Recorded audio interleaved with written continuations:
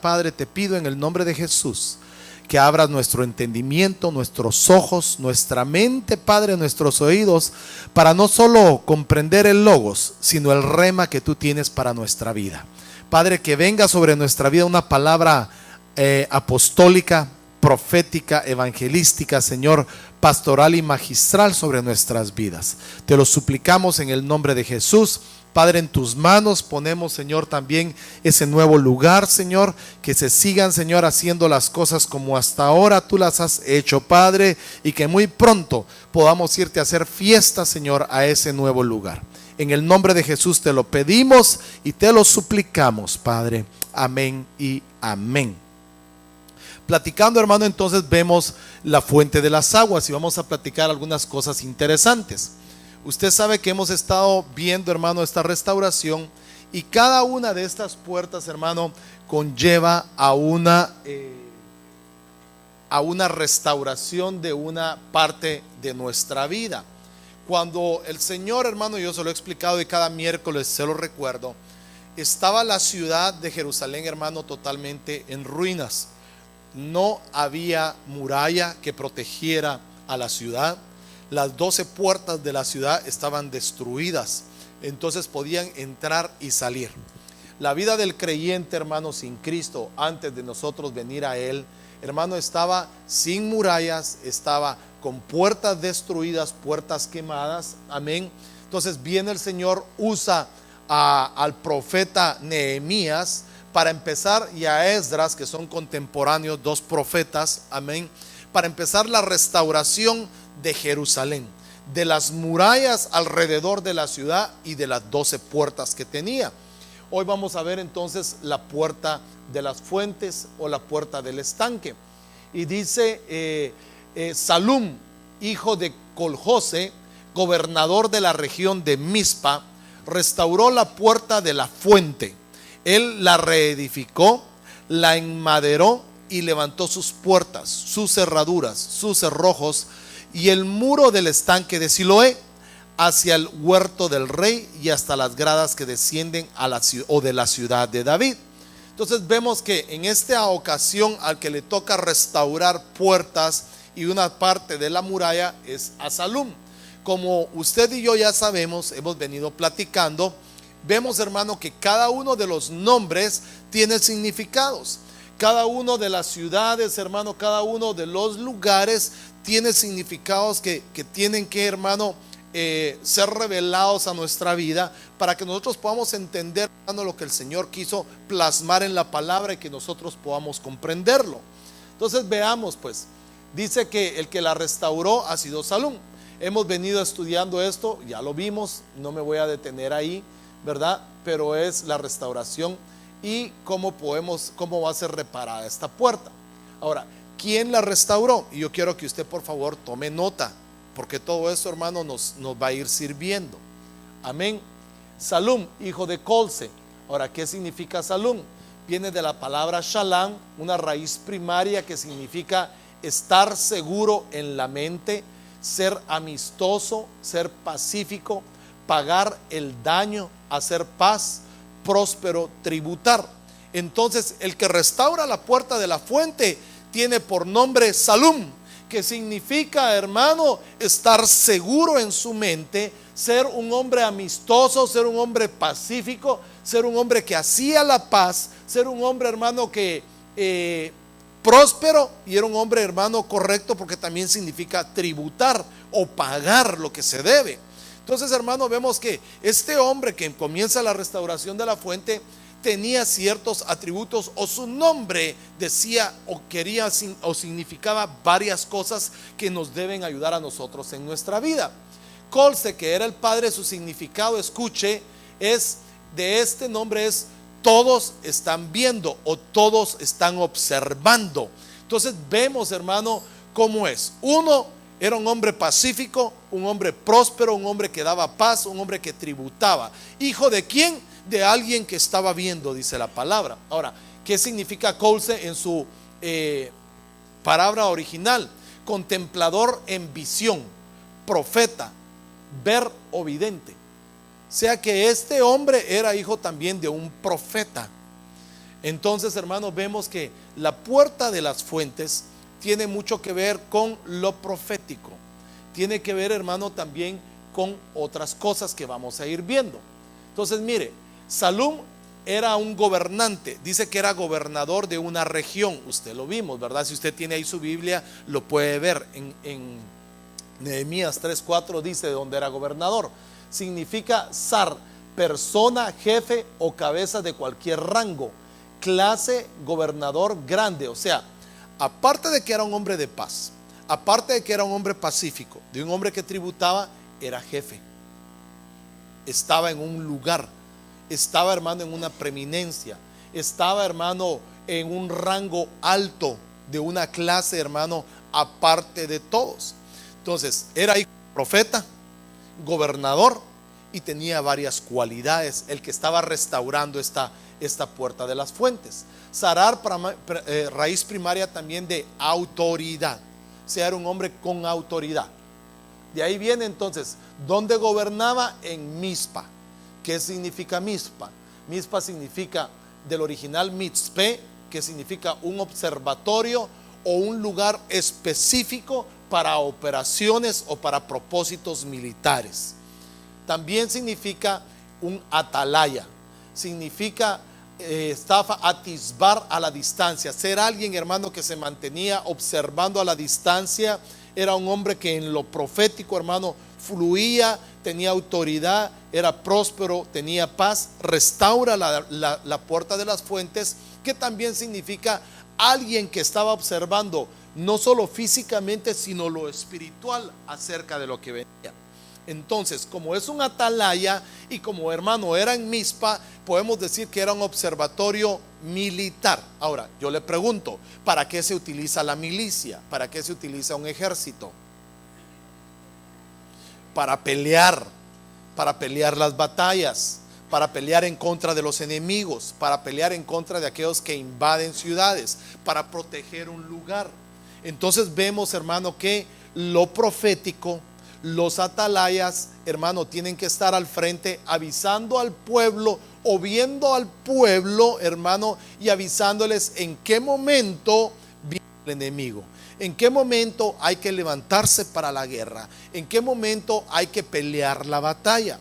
Pero déjeme aclarar esto: hoy nuestras batallas no son físicas, las batallas son espirituales. Entonces necesitamos restaurar la puerta de la fuente, hermano, porque ahí está lo profético, ahí está lo apostólico. Escúcheme, Jesús, hermano, tuvo muchos encuentros, la Biblia lo declara, muchos encuentros con agua. Cuando Jesús se encontraba con agua, hermano, tenía eventos o tenía movimientos proféticos. Cuando Dios Padre tiene un encuentro con agua, hermano, hace un milagro, hace un portento maravilloso. Anoche lo veíamos con la clase del nivel 1, ¿verdad? Y hace un portento maravilloso. ¿Qué es lo que pasa cuando el pueblo de Dios por primera vez encuentra agua saliendo de Egipto? El Señor le hace un portento. Dice que viene Moisés, levanta su vara y se abre un mar completo. Comienza un movimiento o algo profético. Ahora le digo, ¿por qué significa algo profético cuando el Señor abre las aguas? Ayúdeme. Lo hemos estudiado y es parte de la doctrina que nosotros compartimos. ¿Qué significa pasar por el mar?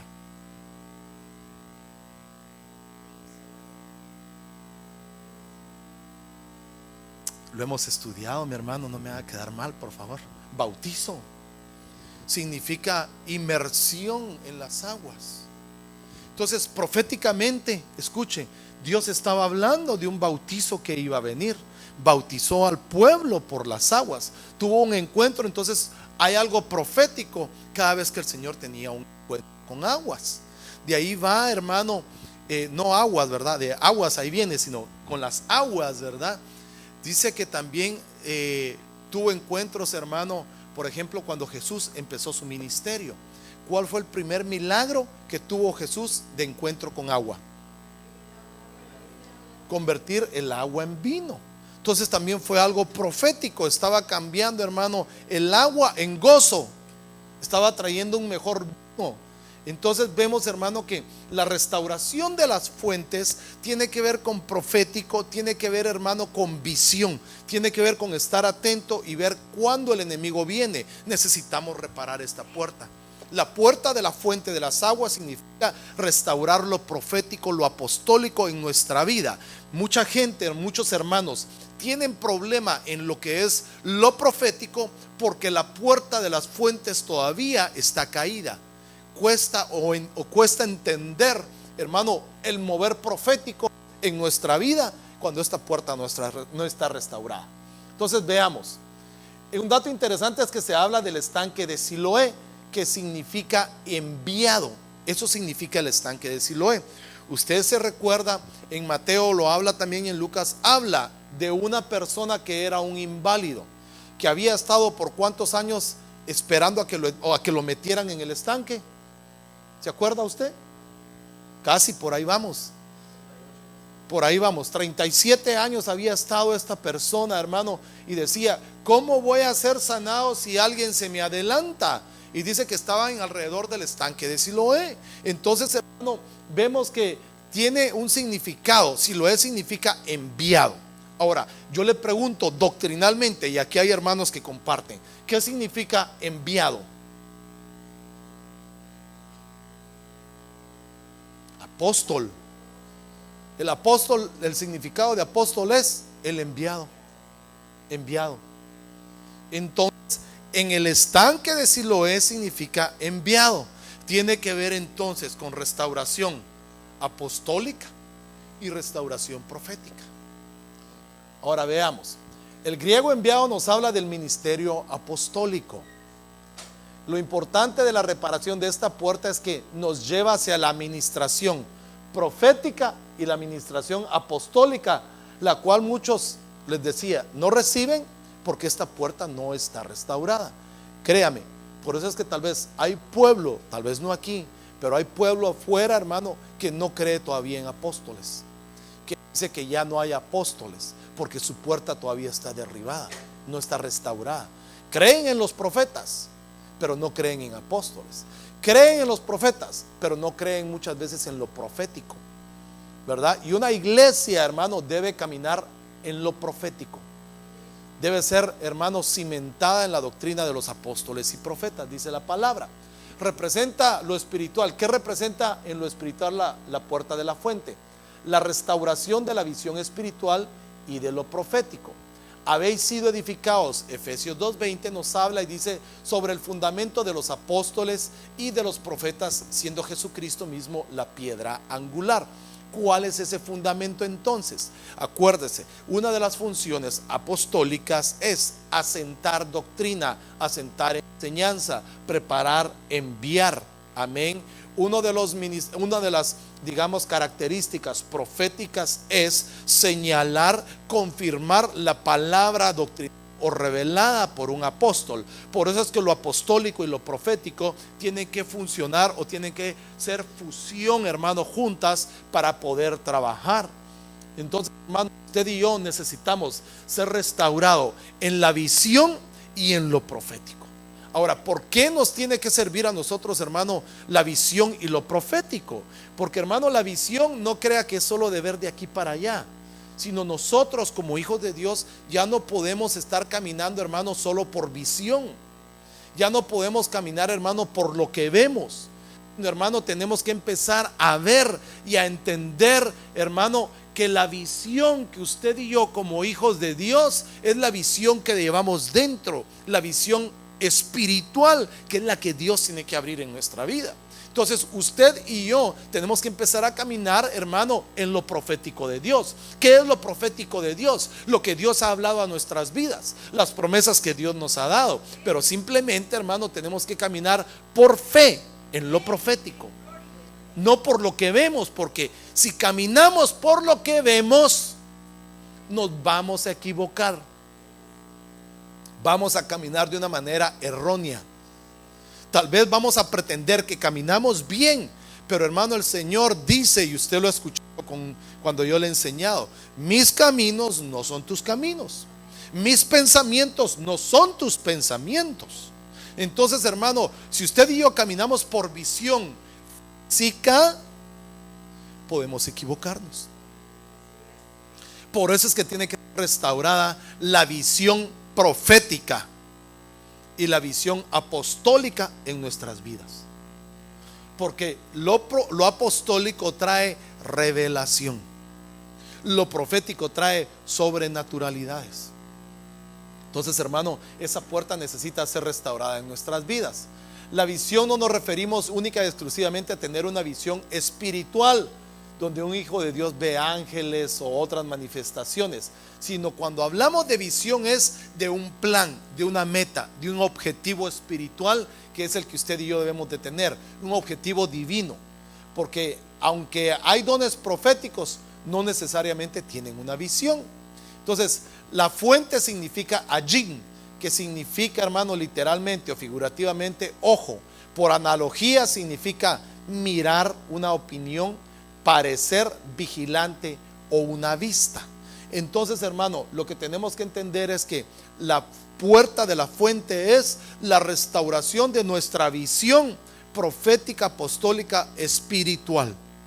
Las fuentes, hermano, el agua tiene muchas cualidades. Usted y yo, escúcheme, sin agua no podemos vivir. El agua es esencial en cualquier, hermano, sistema de vida. ¿Qué es lo que han buscado, hermano, por años los hermanos, la gente que investiga? Si en tal planeta hay agua, si hay rasgos de agua. ¿Por qué? Porque el agua es sinónimo de vida. Usted y yo, sin agua, un par de días, hermano, empezamos a colapsar. Nuestro cuerpo está compuesto, hermano, de un alto porcentaje de agua. Los animales necesitan agua, las plantas necesitan agua. O sea, el agua tiene un significado muy interesante que es sinónimo de vida. Si no hay agua en nuestras vidas, nos morimos. Si no hay agua, hay quienes no se bañan y matan a otros, ¿verdad? No, pero el agua es sinónimo, hermano, de lavamiento. Vimos el domingo que el Señor agarró agua, ¿para qué? Para limpiar un caminar, limpiar pies. El Señor, hermano, convirtió, lo acabamos de ver, vino del agua, hizo transformación.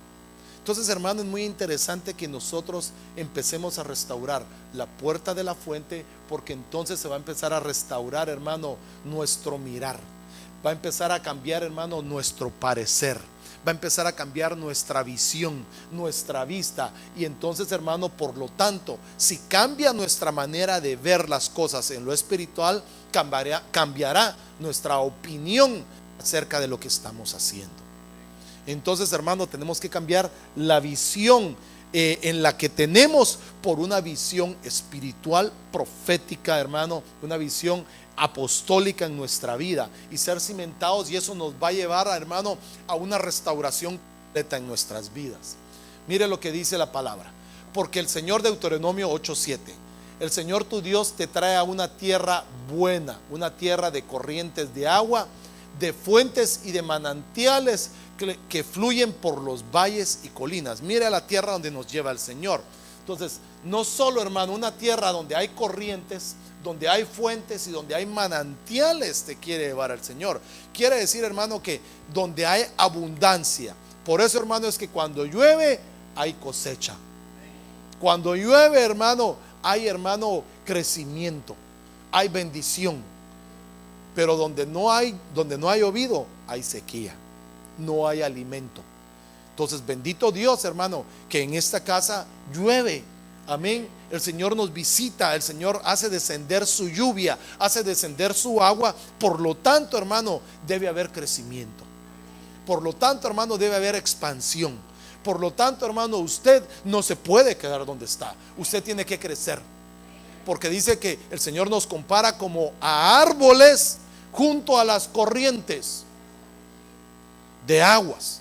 Pero imagínense, pero dice algo interesante también, que da fruto a su tiempo. O sea, que quiere decir que usted y yo como árboles no solo somos plantados junto a corrientes, sino que tenemos que dar fruto. Entonces quiere decir, nosotros tenemos que crecer. El propósito de sembrar un árbol de limones, ¿cuál será el propósito de sembrar un árbol de limones? Que de limones. ¿Cuál es el propósito, hermano, de las cosechas? Que siembra en cantidades, recoger fruto. ¿Cuál es el propósito de Dios en habernos salvado, en plantarnos como plantío de Jehová junto a corrientes como árboles? Es que demos fruto. Quiere decir entonces que tiene que haber expansión y crecimiento en nuestras vidas. Y si crecemos, hermano, en lo espiritual, en lo interior, vamos a crecer también en lo exterior. Y cuando me refiero de crecer en lo exterior, no va a pensar que es de crecer, ¿verdad? Sino que crezcamos, hermano, en salud, crezcamos en prosperidad, crezcamos, hermano, en bendición, que nuestra familia crezca, hermano, en paz, en sanidad, en santidad. Ese es el propósito de Dios. Amén. Entonces vemos, de ahí vea este otro, pues, Números 36. Esto es lo que el Señor ha ordenado tocante a las hijas de Zelofehad, diciendo: cásense con el que bien les parezca, pero deben casarse dentro de la familia de la tribu de su padre. Otra de las características que vimos, hermano, en la palabra, no solo Yaín, es parecer. O sea, que bien le parezca, o sea, que tenga una buena opinión. Dice otro versículo: cásense con quien quiera, siempre y cuando sea en Cristo Jesús. Entonces, una de las cosas, hermano, también que nos ayuda es, hermano, a tener relación, escuche, con los mismos miembros de la familia. Por eso es que el Señor dice: no se unan en yugo desigual. ¿Para qué va a buscar, hermano, lo que hay afuera si tiene que estar adentro? No veo nada, dice alguien, ¿verdad? No se preocupe, ya va a ver. Ya va a ver. Estamos en crecimiento, estamos expandiéndonos. Usted no se preocupe, usted siga creciendo, siga dando fruto. Usted siga prosperando, siga agarrando de parte de Dios. Siga preparándose, ¿verdad? Pero en su momento, con quien bien sea de la familia nuestra. Amén. No vaya a pretender que, ay, es que lo voy a cambiar. La voy a cambiar. Va a ver que va a aceptar. Va a ver que va a venir y le va a hacer. No va a pasar. Sino, hermano, dice la palabra que ellos se conviertan a ti, no tú te conviertas a ellos. Entonces, el parecer, hermano, también esta restauración nos va a llevar, hermano, a saber escoger no solo en nuestra vida, sino nuestras amistades. Usted y yo vimos el domingo que el ambiente en que nos movamos es propicio para la instalación de receptores. Y las amistades y con quien te juntas te puede instalar un receptor que no es agradable y que no te puede traer bendición a tu vida. Bueno, veamos esto otro. Deuteronomio 9:20. Entonces os dije: habéis llegado al monte del Amorreo, el cual Jehová nuestro Dios nos da. Mira, Israel, el Señor tu Dios ha puesto la tierra delante de ti. Sube, toma posesión de ella, como el Señor, el Dios de tus padres, te ha dicho. No temas ni te acobardes. Entonces todos vosotros os acercasteis a mí y dijisteis: enviemos hombres delante de nosotros. Ahora, cuando esta palabra dice enviemos, aquí está usando la misma palabra que significa enviado, Siloé. O sea, enviemos hombres delante de nosotros para que sean atalayas, para que vean qué es lo que hay adelante y nos traigan informe.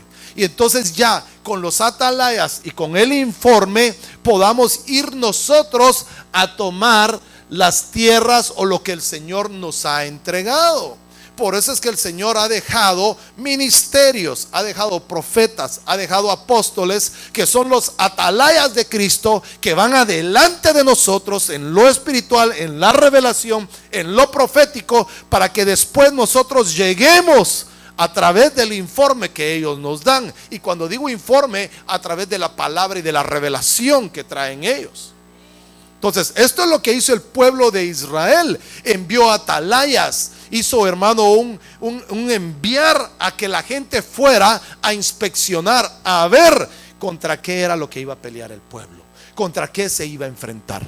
Eso es lo que significa la restauración de las fuentes. Que, hermano, donde hay atalayas, donde hay gente que fluye en lo profético, hermano, entonces el pueblo no va a perecer, porque va a haber visión de parte de Dios, porque va a haber revelación de parte de Dios. Cuando donde hay apóstoles y donde hay cobertura apostólica, hay revelación. Y donde hay profetas, hermano, hay visión. Entonces la misma palabra dice que cuando uno se mantiene sobre la doctrina, sobre la enseñanza de los proféticas, hermano, vamos a prosperar. Entonces, si tú y yo nos mantenemos en lo profético y en lo apostólico, en la revelación de Dios, nuestra vida va a prosperar. Eso es lo que hizo el pueblo de Israel. Entonces dice, la propuesta me pareció bien. Tomé a 12 hombres de entre vosotros y un hombre por cada tribu y los envié. O sea, ahí, hermano, le pareció bien la propuesta, envió y le trajo, hermano, beneficios de ese informe y también algunas cosas. De ninguna manera haréis lo que hacemos aquí hoy, que cada cual hace lo que le parece bien a sus propios ojos, porque hasta ahora no habéis entrado al reposo y a la heredad que os ha dado vuestro Dios, que os ha dado Jehová vuestro Dios. Guárdate de que no haya en tu corazón pensamiento perverso para decir: está cerca el año séptimo, el año de la remisión, y mires malévolamente a tu hermano diciendo, para no darle nada, porque él clamará contra ti a Jehová y será hallado en ti pecado. Entonces, lo profético, hermano, también tiene que fluir en esto. Escúcheme, hablando de Deuteronomio 15:9, está hablando, hermano, de que el tiempo del jubileo o del año, cada 7 años, hermano, le era perdonado la deuda a todo el pueblo. Quiere decir, escúcheme, quiere decir que en 7 años pasaba, habían préstamo, habían usureros, había gente que tomaba esclavos por las deudas que había, pero al 7º año, dice la palabra de Dios, se perdonaba todo. Era como un reinicio en el 8º año. Entonces, lo que el Señor le decía era: guárdate que no haya en tu corazón, escuche, perverso pensamiento, un pensamiento perverso para decir: está cerca el 7º año, el año en que había que soltar a los prisioneros, había que soltar a los que debían, a los esclavos. Había el año, hermano, en que usted debía 50,000 ahí y llegaba al 7º año y no los había podido pagar, se le perdonaba. Es el 8º año, el reinicio. Y así como es este año es del reinicio. Entonces, este año, hermano, se nos ha perdonado, se nos sigue perdonando, porque es un año de reinicio. Entonces, pero el Señor les decía: pero no mires malévolamente a tu hermano, que no haya un pensamiento, porque cuando lo soltaban, hermano, tenían que soltarlos libres de deudas. Pero si había algo en el corazón, dice: porque él clamará contra ti a Jehová y será hallado en ti el pecado. Lo profético, hermano, sirve para descubrir nuestros corazones, de que no haya nada malvado. Hace lo que parece bien a sus propios ojos. Quiere decir que entonces hay gente que hace lo que se le da la gana a sus propios ojos. En una traducción eso es lo que dice: haces lo que se te da la gana, dice, haces lo que bien te parece a ti. Por eso dice: porque hasta ahora no habéis entrado al reposo y a la heredad que os ha dado vuestro Dios. Quiere decir que aquellos que hacen lo que se les da la gana no entran en el reposo de Jehová todavía. ¿Por qué? ¿Por qué no entran en el reposo? Porque necesitan entrar bajo una autoridad. ¿Quién era el que restauró la puerta de las fuentes? Salom, que significa era un gobernante, era un hombre próspero, era autoridad. Entonces aquellos que no se quieren someter a la autoridad no van a poder entrar a tierra de reposo. Ahora, yo le digo, por eso es que es importante que todos comprendamos que necesitamos estar bajo autoridad. Necesitamos tener autoridad. Voy rápido, ya me quedan 10 minutos. Dice Génesis 13:12. Alzó los ojos Lot alzó los ojos y vio. ¿Qué vio Lot? Todo el valle del Jordán, el cual estaba bien regado por todas partes. Esto fue antes de que el Señor destruyera a Sodoma y a Gomorra, como el huerto del Señor, como la tierra de Egipto rumbo a Zoar. Entonces ya se imagina, hermano, cómo era esto, porque dice como el huerto del Señor. O sea, a donde fue Lot, hermano, era una belleza. Había pasto, habían muchas cosas, árboles frutales, hermano, era algo precioso. Y Lot escoge eso. Él solo vio, escúcheme, ¿qué fue lo que Lot vio?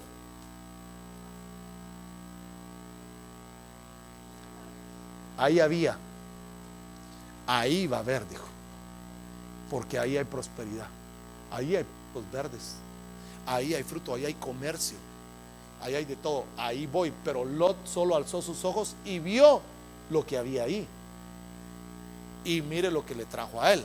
Pero escuche, pero el Señor dijo a Abraham, después de que Lot se había separado de él: alza ahora los ojos y mira desde el lugar donde estás hacia el norte, hacia el sur, el oriente y el occidente, y esa tierra te daré. Y imagínense, y Abraham vio, no había pasto, no había nada, pero el Señor le dijo: esa tierra te daré y ahí te voy a bendecir. Pero mire las dos formas de ver, porque Lot vio con sus propios ojos y él escogió. Ahí Dios no le dijo, sino él dijo: esa está bueno, ahí me voy. Abraham, tío, bendiciones, tito, vámonos, le dijo, y se fue con toda su gente para allá. En cambio, Abraham le dijo: ahora alza tus ojos, mira con tus ojos de adentro, con tus ojos espirituales, mira hacia el norte, hacia el sur, hacia el este y al oeste. Esa tierra es la que te voy a dar, y te voy a prosperar, y voy a prosperar tus generaciones, como la de la arena, como la de toda la expansión. Pero Dios, hermano, le mostró a Abraham lo que le iba a dar.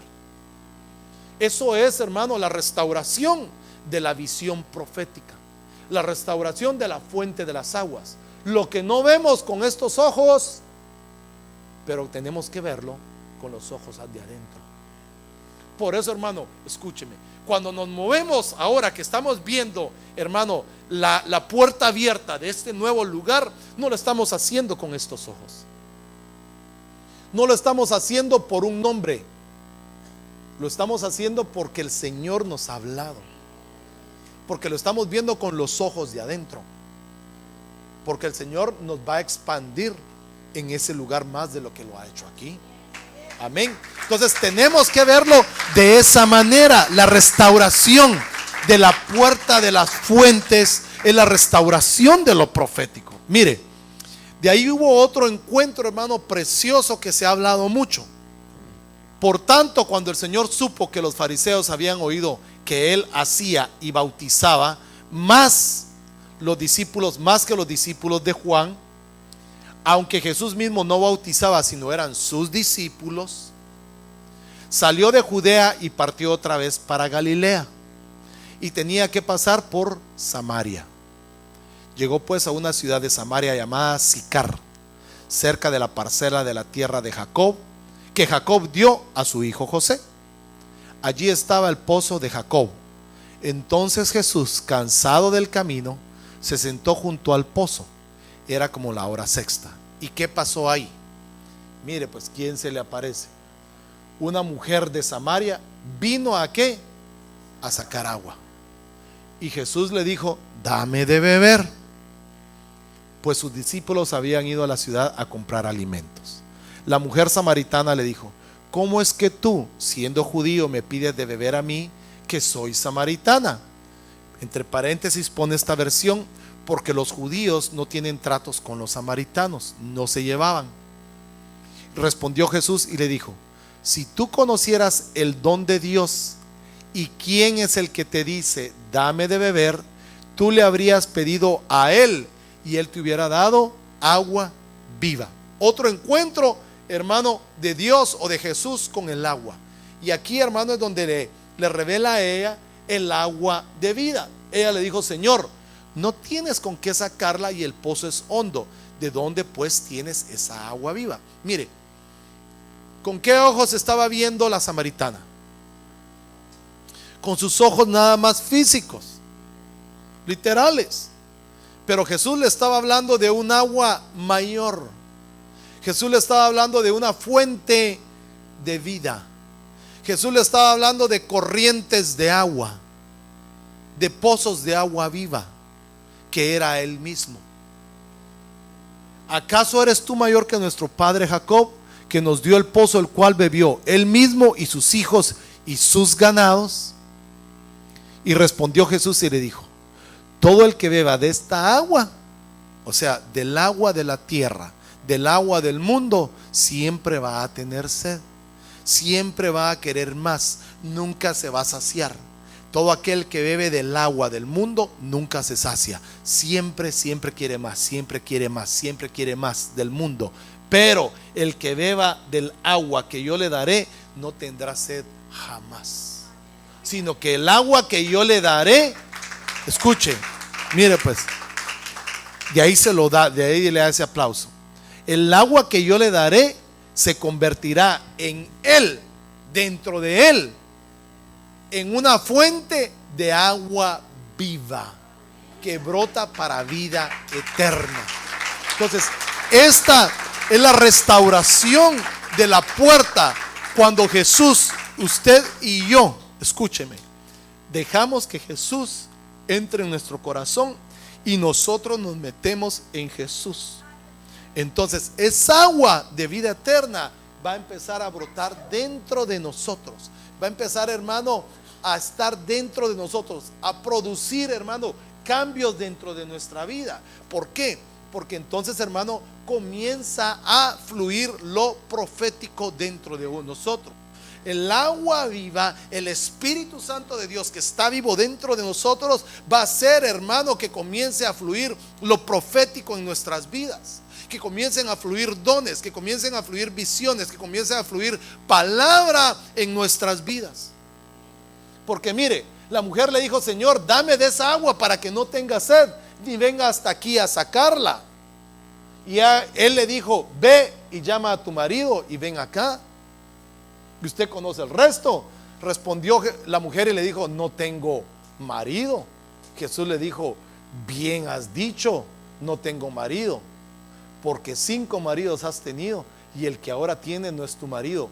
En eso has dicho la verdad. Quiere decir que en otras cosas ya le había mentido. Como Jesús, hermano, en lo profético descubre el corazón de las personas.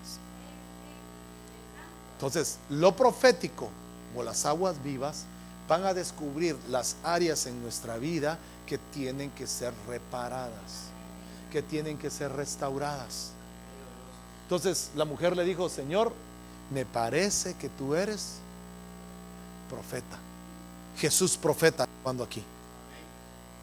El agua de vida o las fuentes sirven para restauración, lo profético, nuestras vidas. Entonces necesitamos ser restaurados, hermano, en el área profética, ser restaurados en el envío apostólico en nuestras vidas. Pero la puerta de las fuentes significa restaurar nuestra visión profética, restaurar nuestra vida, empezar a caminar, hermano, por fe. Cuando aceptamos o bebemos al Señor Jesucristo como nuestro único Salvador, inmediatamente esa agua salvadora se convierte en una fuente de agua. Y es aquí cuando se necesita tener una puerta que proteja o guarde esa agua de vida, porque si no está restaurada esa agua de vida, cualquiera va a poder entrar en nuestra casa. Si no hay puerta, si no hay cerrojo, si no hay candado, no hay muralla, ¿qué es lo que va a pasar? Y acuérdese que el que la restauró era un atalaya, era alguien que estaba viendo. Por eso necesitamos apóstol y profeta para la restauración de nuestras vidas. Y termina diciendo, en esa agua va a fluir una visión clara de qué debemos hacer. Esa agua nos proveerá de lo profético, convirtiéndonos en vigilantes o atalayas en medio de esta tierra. Entonces, la restauración de la puerta, hermanos, significa la restauración de lo profético, la restauración, hermano, de la visión de Cristo en nuestras vidas. A cada uno de nosotros, el Señor ha puesto una visión, una meta. Nuestra meta debe ser llegar al Padre. Escúcheme, nuestra meta no es Jesús. Jesús es el camino, dice.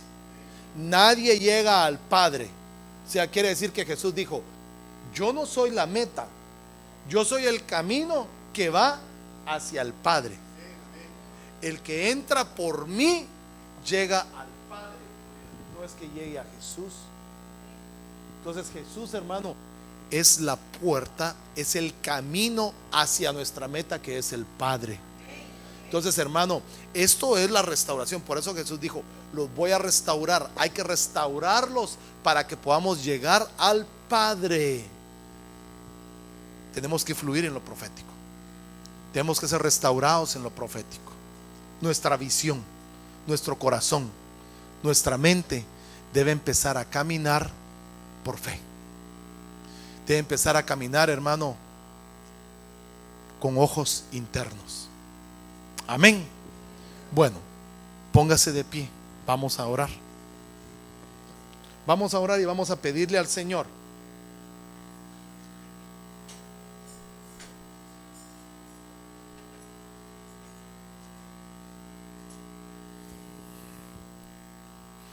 Vamos a orar y a pedirle al Señor que restaure nuestra visión. Tal vez muchos, hermanos, hemos deambulado por caminos tal vez equivocados por no tener restaurada nuestra visión.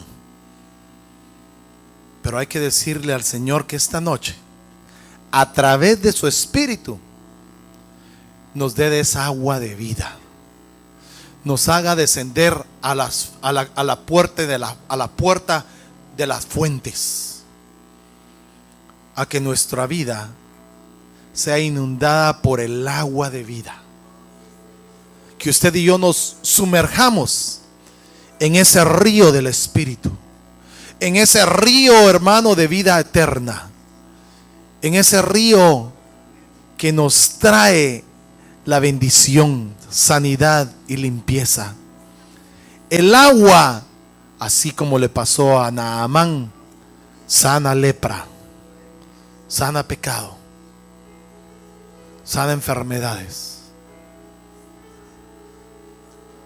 El agua es vida, pero vida eterna en nuestras vidas. Padre, esta noche te pedimos en el nombre de Jesús que tú restaures, Señor, lo profético en nuestras vidas. Que tú restaures la puerta de la fuente, Señor, en mi corazón, en mi vida. Te lo suplico, Señor. Yo quiero seguir fluyendo en lo profético, porque yo te creo a ti, Señor. Porque yo no veo con mis ojos físicos, sino te veo a ti con mis ojos espirituales, Señor. Guíanos, Señor, por el camino que debemos tomar, por la senda que debemos caminar. En el nombre de Jesús te lo pedimos. Te lo agradecemos en el nombre de Jesús. Gracias te damos, Señor. Amén y amén. Aleluya. Dele ese aplauso al Señor fuerte.